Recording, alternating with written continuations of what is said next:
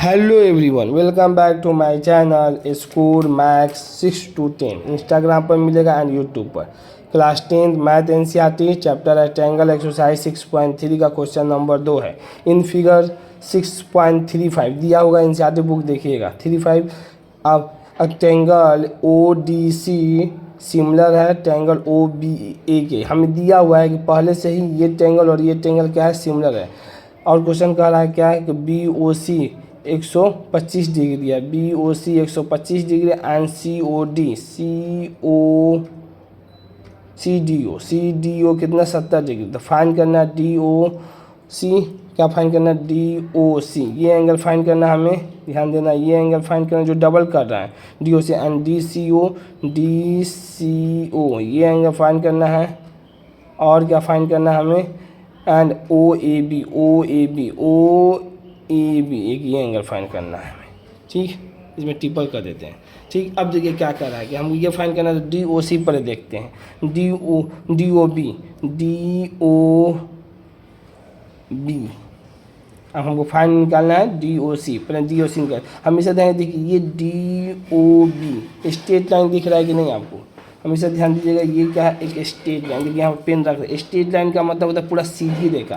तो क्या है डी ओ बी, तो लिख दिए यहीं पर डी ओ बी क्या है, एक स्ट्रेट लाइन। तो स्ट्रेट लाइन ऐसे बना दिया आपको समझाने के लिए। अब देखिए ये क्या है, ओ है तो ओ लिख दिए। अब फिर देखिए किस इस तरह गया है तो इसको क्या लिखे, सी लिख दिए हैं। ठीक, यही ना है। यहाँ पर डी ओ सी मतलब डी सी बी कितना दिया है, सी ओ बी कितना 125। और ये देखिए ये लाइन पर हमेशा ध्यान दिए, ये निकालना है डी ओ सी मानिए एक्स है। यही बस यहाँ पर ध्यान दीजिएगा तो आपका कॉन्सेप्ट क्लियर हो। देखिए कोई भी स्ट्रेट लाइन रहे तो उस पर कितना डिग्री का एंगल बनता है, 180 डिग्री का एंगल बनता है। तो मान लीजिए 125 है तो टोटल ये 180 डिग्री का बनेगा। ये एंगल और ये एंगल, मान लीजिए ये एक्स है और ये वाई है। प्रॉपर्टी कहता है कि एक्स प्लस वाई को अगर हम जोड़ेंगे स्ट्रेट लाइन पर तो 180 डिग्री का एंगल बनेगा। चाहे कितना भी लाइन हो, एक लाइन पार दे, चाहे 2 लाइन पार दे, चाहे 3 लाइन पार दे। इसको अगर ये 50 है, ये 40 हो गया, 50 है 90 हो गया, ये मान 30 हो गया, 90 और 30 120 हो गया। तो इसको कितना होगा, 60 70 80 90 कितना होगा, 50 60 70 से 50 होगा। कहीं 3 4 रहे, 3 रहे, 2 रहे, 5 रहे, 6 सबको मिलाकर 180 डिग्री का एंगल बनेगा। तो यहाँ पर 2 ही है, तो जब 2 लाइन है तो ये 125 हो गया। तो दूसरा कितना जाएगा, 55 हो जाएगा। जोड़ लीजिए 125 में 55 जोड़िए, 5 दूना कितना, 5 7 1 8 और 1 कितना हो गया 180 डिग्री। इसका मतलब ये एंगल तो हम निकालेंगे डी ओ सी कितना होगा 55 डिग्री। कैसे निकालें, सबसे इम्पोर्टेंट कि डी ओ बी का एक स्ट्रेट लाइन है। स्ट्रेट लाइन का प्रॉपर्टी आपको निकालना है। जो ट्रायंगल में ज्योमेट्री में यही समझना है कि कैसे हुआ, यही बताना रहता है। तो ये कैसे हुआ, स्ट्रेट लाइन की वजह से हुआ कि 2 स्ट्रेट लाइन या 3 रहे 4 रहे, कोई भी कितना भी बने, कितना डिग्री बनता है 180 डिग्री बनता है। बस ये निकल गया आपका वैल्यू कि हमको ये पता चले स्ट्रेट लाइन है तो 180 मान लिए। तो अब देखिए डी ओ सी लिख दिए, डी ओ सी लिखे आप, प्लस सी ओ बी लिख दिए यहीं, सी ओ बी बराबर 180 डिग्री। इसको एक्स मान लिया, सी ओ बी कितना दिया 125 डिग्री दिया हुआ, बराबर कैसे एक्स बराबर कितना दिया 180 माइनस 125 55 डिग्री। पहला आपका आंसर निकल गया यहाँ डी ओ सी। अब आते हैं दूसरे वाले में। दूसरा कह रहा है कि ट्रायंगल डी ओ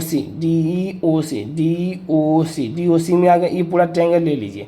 अब देखिए एंगल सी देखिए शॉर्ट में बताते हैं, angle C plus angle D plus angle O, तीनों मिला कर कि ये दिख रहा है एक ट्रायंगल दिख रहा है कि नहीं आपको।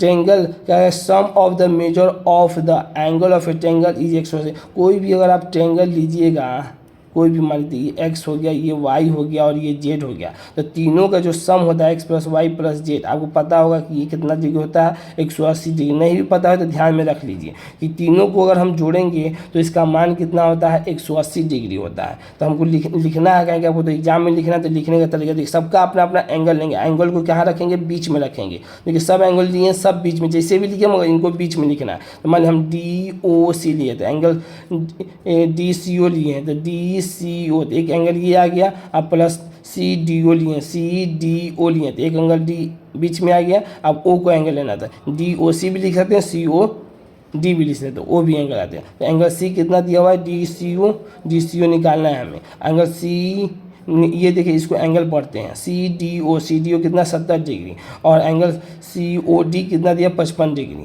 ठीक। अब बराबर कितना हो जाएगा 180। प्रॉपर्टी बताएं कि तीनों ट्रायंगल को जोड़ने पर 180 होता है, तो DCO बराबर हो जाए 55 और 170 जोड़िएगा तो 125 हो जाए, तो लेफ्ट साइड लेगा तो माइनस हो गया, 180 में से 55 घटे 125 घटाए तो कितना बचेगा 55 डिग्री। ये हो गया दूसरा आपका आंसर।